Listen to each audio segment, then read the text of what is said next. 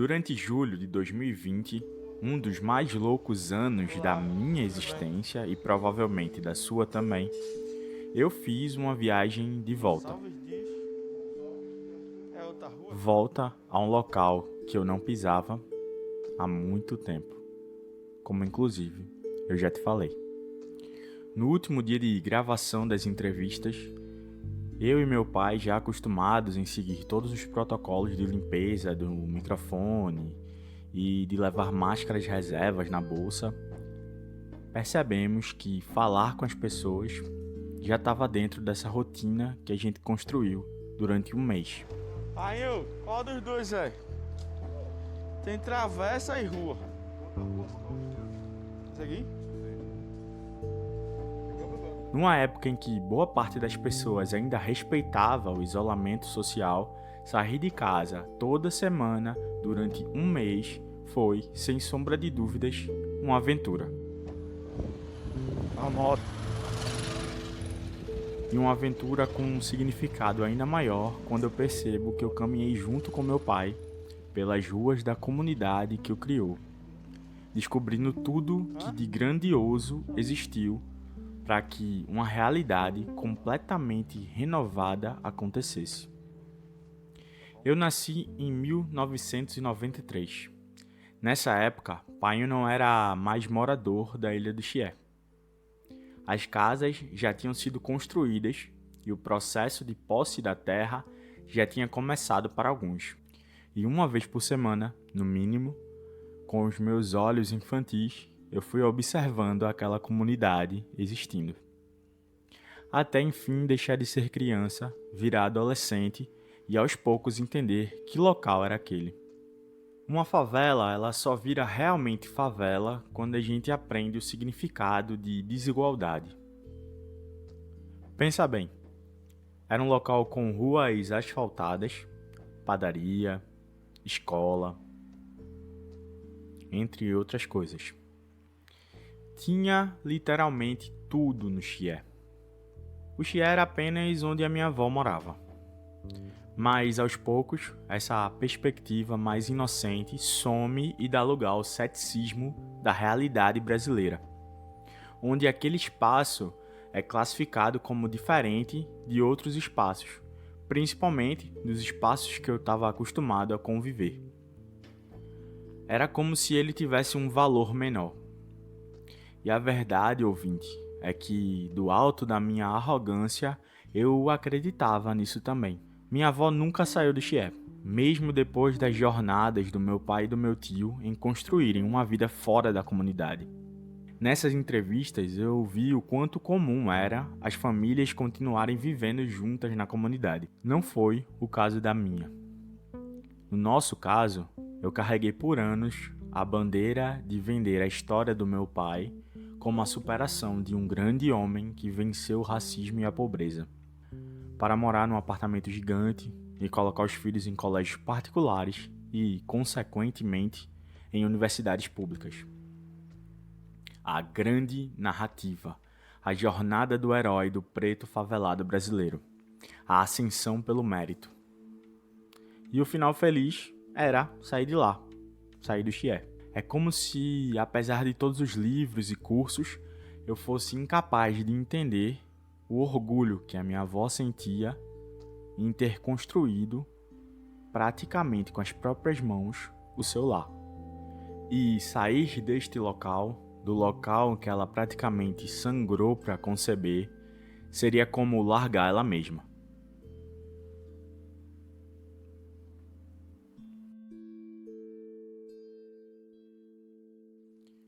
Tem essa música de Criolo, que é um rapper paulista, que diz o seguinte: cientista social, Casas Bahia e tragédia, gosta de favelado mais que Nutella. É uma linha certeira que descreve perfeitamente como nós, as pessoas que pesquisam e produzem conteúdos sobre favela e desigualdade, nos portamos. Exemplifica como nós, de fora dessa vida, queremos ser muito mais protagonistas do que ouvintes. Nós queremos ser a mensagem e não o canal por onde a voz dessas pessoas se amplifica. Enquanto caminho com o painho pelas ruas da ilha do Chié, eu percebi, no último dia de gravação, que o seu final feliz não foi ter saído de lá, e sim ter chegado até aqui, mesmo depois de tanto tempo, conhecendo tanto aquele lugar. É como se ele nunca tivesse saído de lá. Olhando agora a magnitude do poder, da vontade coletiva daquela comunidade, sair de lá, fisicamente, não quer dizer absolutamente nada. É um local, quem mora numa comunidade com essa, que você é reconhecido por todos, né? Todos lhe reconhecem, independente de quem que você seja. Pode até não falar com você, mas todos se reconhecem. E realmente pode ser que o Xie está comigo em todo momento, apesar de estar fora do Xie há mais de 20 anos. A vitória, ela tá no sorriso de poder dizer, orgulhosamente, que aquele lugar sobreviveu ao descaso, aos maus políticos e à arrogância de quem, assim como eu, só é mero coadjuvante numa epopeia que transformou a vida de centenas de famílias. A vitória, ela tá em saber que seja onde você estiver, você é e sempre será um ilustre morador da Ilha do Chié. E isso, caro ouvinte, vale muito mais do que eu e você jamais conseguiremos entender.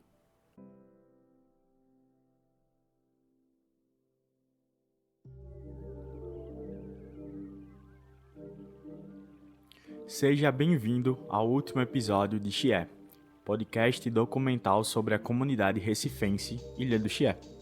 Eu sou Caio Santos e hoje a gente vai entender o que a comunidade se tornou depois do projeto Ponte do Maduro.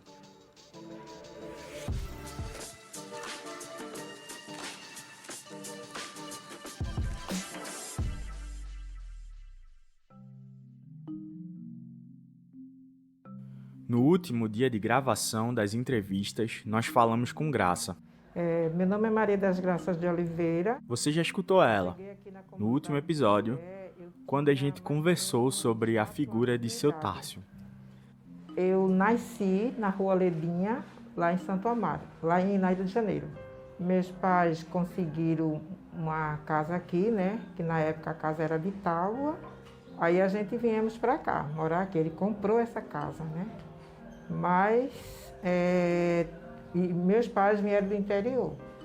Tanto minha mãe, tanto meu pai foram nascidos no interior. De família bastante religiosa, Graça passou anos fazendo muitas coisas, de trabalhos domésticos até ser agente de saúde da comunidade. Ela também foi presidente da Associação de Moradores na década de 90, num período pós-projeto Ponte do Maduro. Veja só, sempre digo que foi 3 coisas muito fortes aqui na comunidade. Primeira foi a moradia, segundo foi a saúde, e eu acho que a saúde e a educação acho que vieram quase juntos.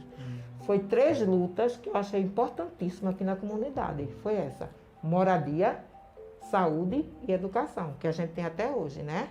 Eu gosto muito dessa fala de Graça, porque ela resume bem o que foram esses anos de luta e transformação no Chié. A gente tem até hoje essas 3 esferas, que as pessoas, né, que vieram do início da associação, quem sempre lutou para ter isso que hoje tem, foi a Associação dos Moradores, que lutaram, né, para poder, a gente hoje tem pessoas, hoje aqui a casa de pai mesmo tem posse de terra já, né? E na época não tinha.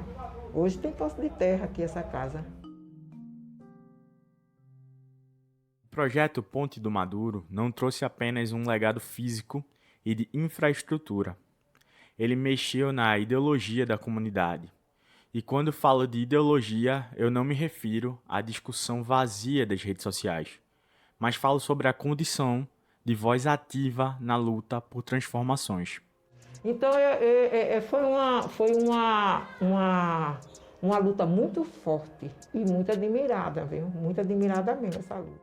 Aqui, Graça fala sobre o quanto essa luta em torno do projeto foi admirada, estudada e até importada para outros países. Isso aí, essa luta das casas daqui, de moradia do Chié, ficou só aqui não. Foi embora para outros estados, foi embora para outros países. Tem país aqui, a Alemanha mesmo tem a cartilha que foi feita na época, né? Que a gente tem uma cartilha, né? Que fala sobre a história do Chié, né? Então, até pessoas de fora, da Alemanha, dos Estados Unidos, eles têm essa cartilha da luta do Chié, que, por sinal, eles acham muito interessante da luta da época, né? Essa cartilha que ela comenta é resultado da pesquisa feita pela Etapas, fonte fundamental para a construção do roteiro desse projeto. A pesquisa ela foi realizada junto com a comunidade como uma forma de deixar registrado o passo a passo de toda aquela luta e de toda aquela transformação. Eu conversei com uma das pesquisadoras que organizaram esse estudo, Ivaneide Pereira, mais conhecida como Neneca. Chamo-me Ivaneide Dias Pereira Mendes, sou jornalista, radialista, educadora, professora universitária. Tenho 53 anos, atualmente vivo em Portugal. Citado no último episódio, o livro Chié, uma história de luta, é resultado dessa pesquisa. Neneca, além de pesquisadora, cresceu na comunidade. Ela mora em Portugal hoje em dia, já faz algum tempo, mas nunca esconde o seu orgulho por vir de onde ela veio. E a ideia do meu trabalho foi fazer uma pesquisa jornalística em que fazia o levantamento da história da comunidade. Aqui, ela fala um pouco sobre como veio a ideia para realizar a pesquisa e também para executá-la. Entrei em contato com Etapas Pesquisa e falei da minha intenção, que era construir uma reportagem onde fizesse o levantamento histórico da comunidade, mas que também fizesse o levantamento da atual condição de vida da população naquela altura. Fizemos então uma pesquisa censitária, em que fomos a todas as pessoas da comunidade. A ideia do projeto era construir um projeto que não servisse só como uma documentação, mas que fosse um projeto que servisse como inspiração para a luta popular. Projeto que pudesse fazer com que as pessoas pensassem a sua realidade e encontrassem aqui alternativas para algumas coisas da sua realidade e mudar esta realidade. Prevê-se aqui algum tipo de transformação do social. Essa pesquisa ela foi feita no início dos anos 90, quando as obras estavam finalizando e as primeiras posses de terra foram enfim entregues. Era, portanto, a fase final do projeto Ponte do Maduro. A garantia de que aquele espaço era mesmo daquelas pessoas. O projeto previa isso, mas a realidade da vida periférica sempre é diferente. Nada é fácil e consolidado. E aí, mais uma vez, vou repetir isso. A luta, ela é contínua. Governantes vieram e foram. Frentes políticas novas, novos partidos e novas lideranças. O projeto, no fim dos anos 80, andou sob a gestão de Miguel Arraes. E foi apenas com seu neto, Eduardo Campos, em 2014, que a maior parte das posses foi concebida para a população das 4 áreas. Para dentro do polígono do Chié está na faixa de 75%. Ainda falta 25%. Mas para o Chié todo, que é 1.027 moradia, não vai entregar nem tão cedo. Esse aí é seu Raimundo, que, como memória viva de muito do que o Chié viveu, afirmou que 75% das casas originais do projeto receberam a posse de terra até 2014, ainda faltando 25% daquela época. Ou seja, em 30 anos, o poder público não garantiu 100% dos direitos a todas as famílias dentro do planejamento original do projeto Ponte do Maduro. Para além disso, novos moradores, familiares daqueles que já moravam no que ele chama de polígono do Chié, também estão nessa situação de instabilidade jurídica, sobre o cantinho que eles chamam de lá. E tem que ter um projeto maior. Comprar o terreno, né? Porque o terreno está embargado. Não está comprado ainda, está embargado, através de uma lei, né? A formação das favelas, em muitos casos, se dá pela ocupação de terrenos abandonados, em que as pessoas, precisando de um local para morar, se apropriam do espaço e constroem suas moradias. E isso continua a acontecer, como Graça conta pra gente a seguir. Foi construindo as casas, mas que isso não bastasse, né? Construir as casas, as pessoas, muita gente conseguiu suas casas, aí vieram os coabitantes, que é os filhos dos moradores. É tudo filho dos pais que conseguiram aquela casa. Foi aumentando a família e o pessoal foi invadiram, né? Invadiram aqui, primeiro invadiram aqui, depois invadiram ali o campo do 15. Foi? Aqui do lado aqui, saindo aqui, tem uma invasão também aí. Que até então as casas não são mais de...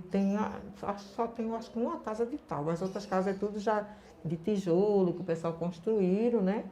Construiu suas casas. Lá também, no campo do 15 também, tem muita casa de tijolo, tem pouquíssima casa que ainda é de tábua, mas a maioria é de tijolo, né?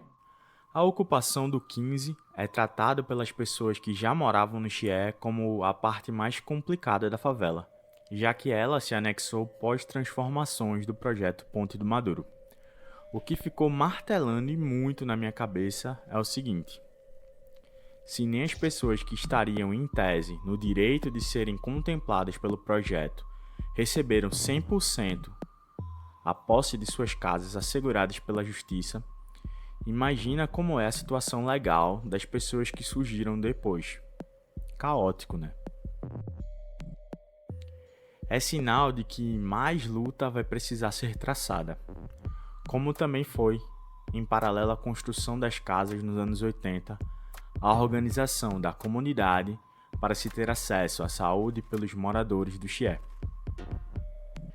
Quando o povo viu que podia se juntar e fazer barulho para conseguirem as coisas, eles se desembestaram a brigar para que outras coisas também passassem a fazer parte da comunidade.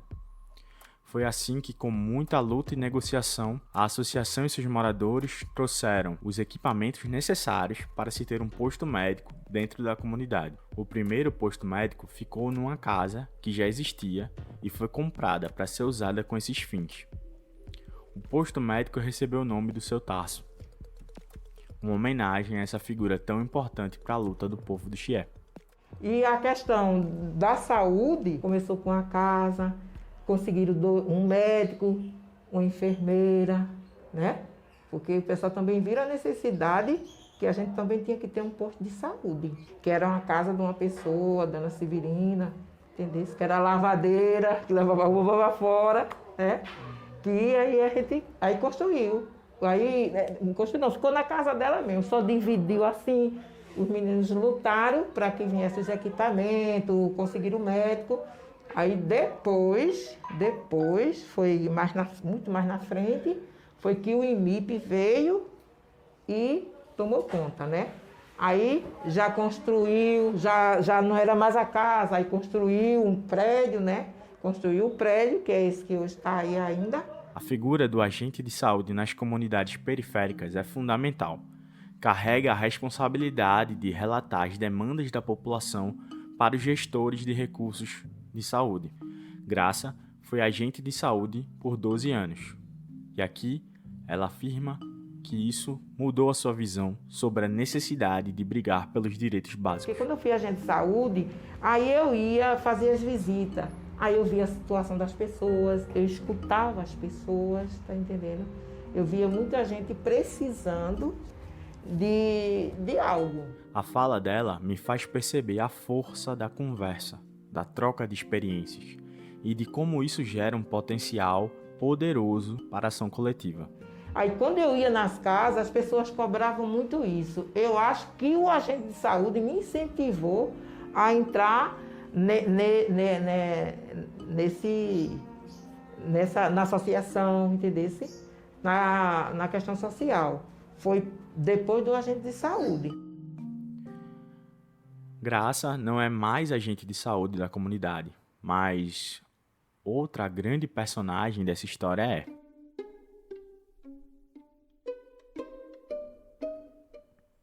Socorro trabalha principalmente com a área da ocupação do 15, um local que ela chama com o apelido carinhoso de Minha Favela. Minha favela, aquela favela que eu tinha medo dela, eu digo minha favela, porque eu entrei, eu cadastrei, entendeu?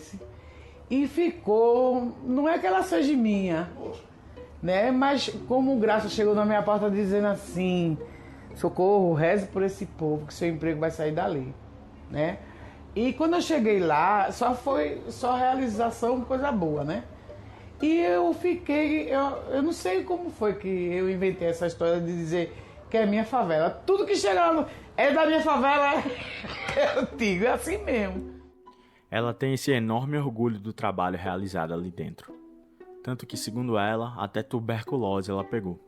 Mas como você já deve ter notado, Socorro não se dá por vencida jamais. Durante a pandemia, ela esteve na linha de frente, cuidando da sua favela, mesmo com muito medo da doença, incansavelmente. Bom, a Covid, o povo não acredita, né? Muita gente ainda não acredita. Não teve isolamento social aqui.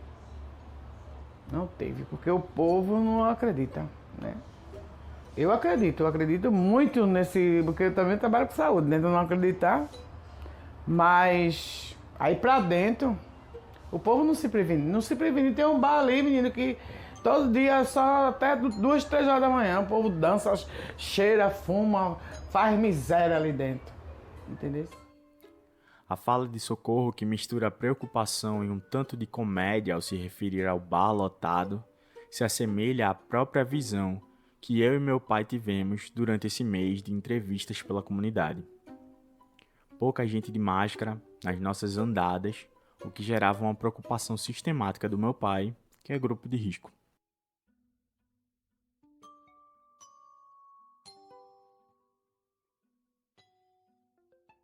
Já a Graça, que, como eu disse, foi profissional de saúde e também é moradora, analisa da mesma forma que Socorro sobre a falta de preocupação do povo do Chié com o coronavírus. Oh, meu Deus do céu. O povo é muito desobediente. Não usam, a maioria das pessoas que não acreditam nessa pandemia, não usam, a maioria das pessoas, acho que a maioria não usam máscara, tá entendendo? Não usam máscara, criança, brincando na rua, as pessoas jogando na rua, entendesse? Eu acho que não estão acreditando muito. Talvez as duas tenham essa visão mais técnica, enquanto as pessoas de fora dessa área profissional encaram a Covid como mais uma das coisas em que elas são obrigadas a se adaptar e enfrentar. Assim como a gente escuta aqui um pouco mais de Ivanise falando sobre isso.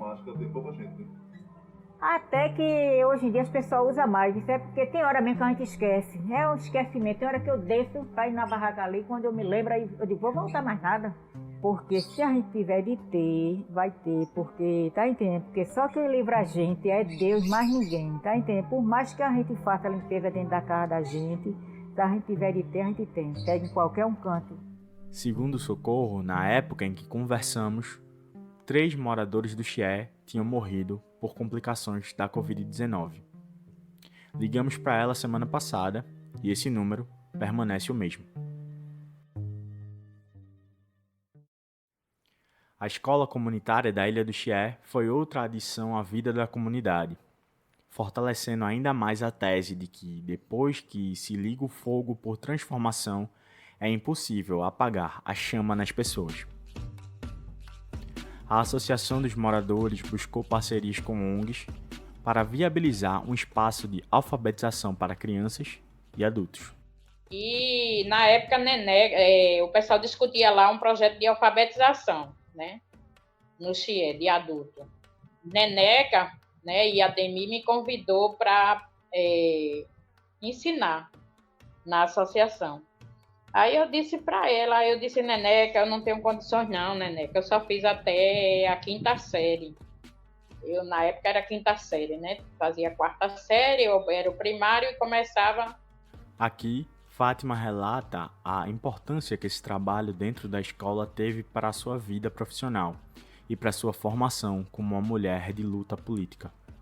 ensinar, não. Ela disse, você vai ensinar o que você sabe, a quem não sabe nada, você tem condições, você fala muito, você fala alto, você sabe explicar as coisas, aí, né, a gente vai ser importante, vai ser bom, e ela me convenceu, né, de que eu deveria participar. Fátima, Graça e Dona Anita foram uma das muitas pessoas que ajudaram a erguer essa escolinha. A associação na escolinha lá, ensinando alfabetização de adulto. A gente começou com o movimento das escolinhas, a gente participava da reunião na comissão municipal, na Fundação Educar, e a gente tinha reunião, tinha seminário de preparatório, era o método Paulo Freire. O fim dessa jornada me trouxe respostas muito interessantes sobre o que é o Chié hoje, em comparação ao que ele era antes. Se antigamente a religião católica tinha força dentro da comunidade, sendo um vetor de transformação, hoje a maioria das igrejas presentes no Chié são de denominação evangélica.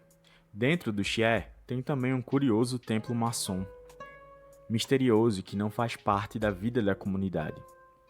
Eu não tive histórias detalhadas sobre o templo, mas quem sabe, em outras oportunidades, a gente consiga desvendar mais sobre isso. Não alheios à situação política do país, os moradores que eu entrevistei seguem uma percepção realista da política brasileira. São todos bem pessimistas quanto às boas intenções dos políticos, o que para mim é algo positivo. Dificilmente você consegue enganar essas pessoas. É importante demarcar isso aqui. Existe opinião. Eles sabem das coisas. Eles não são ignorantes como muitos gostam de pintar.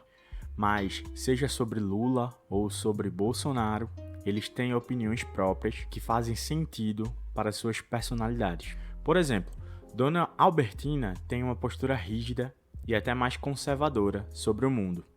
Mas ela afirma categoricamente que Lula trabalhou e foi um bom presidente. Eu nunca fui com a cara do partido PT para votar e botar ninguém do partido, não. Nunca votei no PT. Então, tá vendo Lula, o povo diz que ele é ladrão, mas tem mais ladrão na política do que Lula. Lula roubou, mas Lula trabalhou. Eu não votei nele não. Não botei ele lá no poder para ser presidente dois períodos, não. Mas Lula roubou, mas trabalhou. Eu acho que foi o presidente que mais trabalhou para o Brasil, foi Lula. Agora, eu não votei nele, não. Nem voto em PT, nunca votei em PT. Ao mesmo tempo que ela não morre de amores por Bolsonaro e tem a percepção de que a coisa errada feita pelo governo federal atual é dar dinheiro demais às pessoas. E esse presidente de hoje, ela gosta dele? O presidente de hoje? Olha, o presidente de hoje... Eu não sei, eu acho que é uma besteira que ele está fazendo, é soltando esse dinheiro da população de fazer as coisas pelo meio do mundo para estar dando o dinheiro aí a noiada, a viciada. Rapaz, e está desempregado, tudo bem, mas a todo mundo que tem acima de 18 anos, aí a coisa errada que ele está fazendo é isso.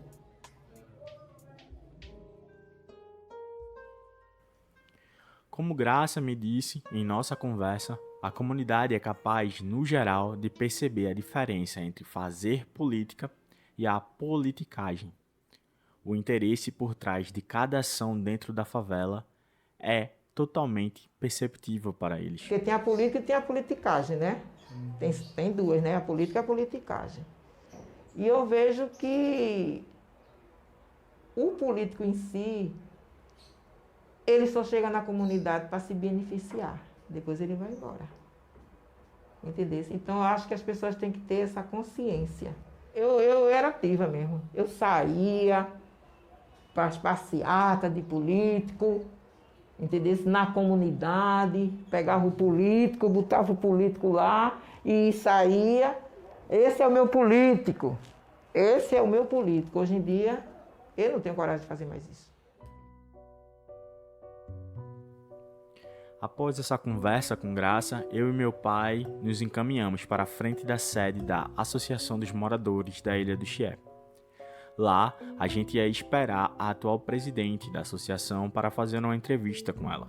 O horário marcado era de 16 horas, e ao chegarmos lá, não havia ninguém.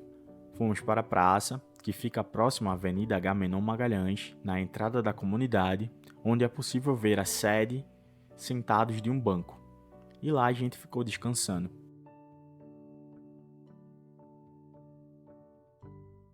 Eu e Painho esperamos meia hora, ligamos para a presidente, mandei várias mensagens no WhatsApp, mas mesmo assim eu não obtive resposta. Olhei para meu pai e resolvi ir para casa. Mandei uma mensagem para a presidente de novo, dizendo que ela, se quiser participar, poderia me mandar áudios pelo WhatsApp mesmo. Até hoje, eu não tive resposta nenhuma. Fiquei pensativo sobre isso e resolvi incluir esse fato porque há uma importância significativa da associação em toda essa história contada durante esses 4 episódios. A associação, representou todo o movimento revolucionário do Xie. E as pessoas com quem eu falei, quase como uma só voz, manifestaram uma inquietação sobre a acomodação e a dificuldade das pessoas hoje em dia na comunidade se levantarem e lutarem por algo. Muitas críticas foram feitas também à forma como a associação é administrada. E aí eu não sei se o silêncio de quem tá lá hoje é uma resposta, mas eu não posso negar que eu tentei o contato. E talvez o fato de eu ser filho do meu pai pode ter dificultado essa questão, já que ele representa outro momento da mesma organização. O que acaba acontecendo, no fim, é uma pena.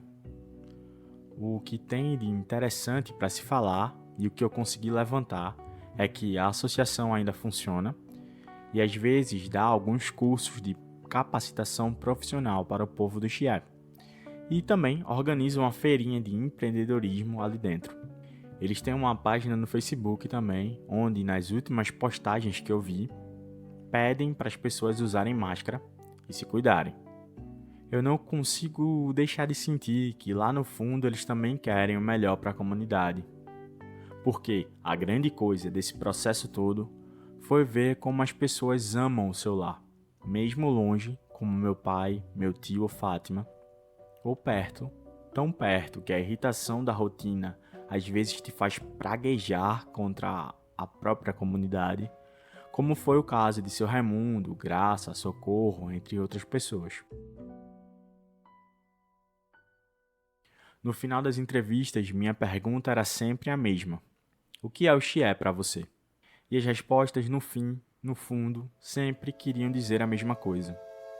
O Xie é tudo.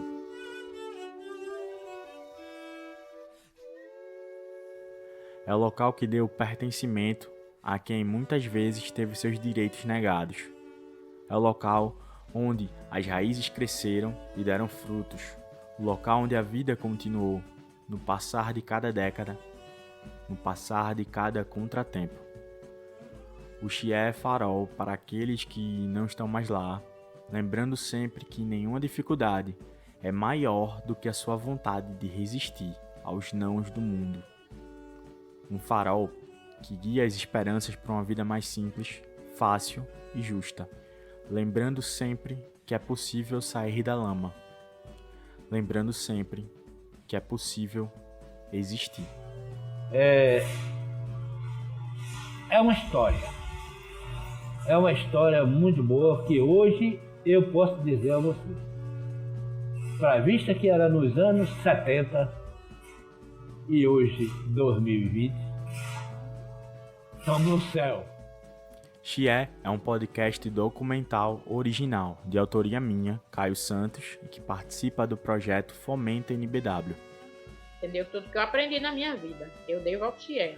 A condução das entrevistas foi realizada em loco com o auxílio de Ademir Damião e Almi Cosme. A edição, montagem e produção é realizada pela Griot, produtora de podcasts. Para falar com a gente sobre a produção de um podcast, basta entrar em contato pelo e-mail griote.politica@gmail.com ou pelo Instagram, @griote.podcast. Eu me sinto muito feliz. E eu digo a tu com sinceridade, isso. Tem outro lugar melhor pra morar não, isso. Tem não. No Twitter, você me acha pela @CaioGriote e para mais informações sobre o Fomenta NBW, basta acessar @podcastNBW, tudo junto. Para mim o Chié é tudo, porque tudo que eu tenho foi adquirido aqui no Chié. Para mais material, conteúdo e para falar com a gente diretamente sobre este programa, você pode acessar tanto o Twitter quanto o Instagram. A gente tá como @chiepodcast. O Chié para mim é tudo. Eu comecei a minha vida no Chié. Eu cheguei aqui no Chié e plantei minha raiz, entendeu? Eu quero agradecer ao final dessa jornada tão bonita e gratificante ao meu pai e ao meu tio, mas também a todas as pessoas que cederam um pouquinho do seu tempo para falar comigo. Eu gosto muito daqui. Gosto muito do Chié.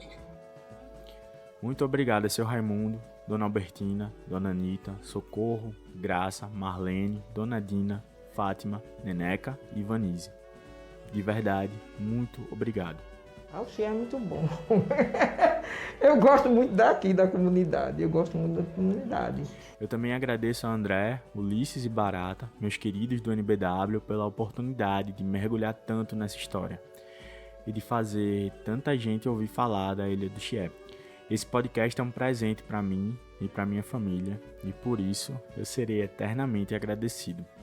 Hoje, para nós, a comunidade tem grande importância, né? Porque foi onde a gente conseguiu se formar politicamente, crescer politicamente e conseguir desenvolver um trabalho político dentro da comunidade. Dedico esse documentário à minha avó Marina, que infelizmente foi a voz que faltou nesse podcast. Obrigado por tudo, vovó. Eu estou disponível para conversar com quem tiver interesse sobre o Chié. Montar um documentário não é muito fácil, então a gente tem muito material que não pode ser adicionado aqui.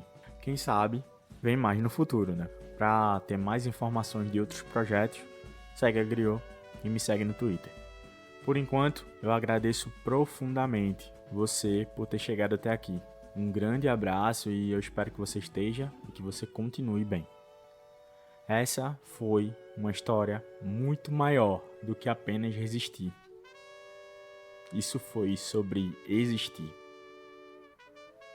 Então, até a próxima. Rapaz, o Chié pra mim, aqui, foi o lugar melhor que eu morei, foi aqui mesmo.